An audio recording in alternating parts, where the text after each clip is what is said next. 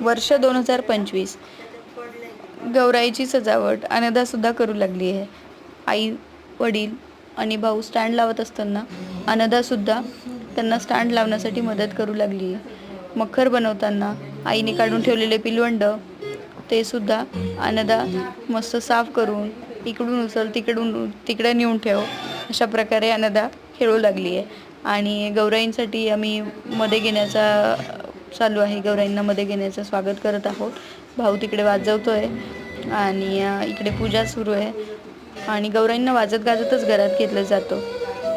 अशा प्रकारे 1, 2 ते 4 बायकांना बोलवून त्यांची पूजा अर्चा केली जाते. त्यांना फराळ नैवेद्य दाखवला जातो आणि घरात घेताना विचारलं जातं की तुम्ही कोणाच्या पावलांनी आलात, कोणाच्या घरी आलात. अशा प्रकारे त्यांना देवघराजवळ तिथे थोडंसं बसवलं जातं निवांत क्षणसाठी.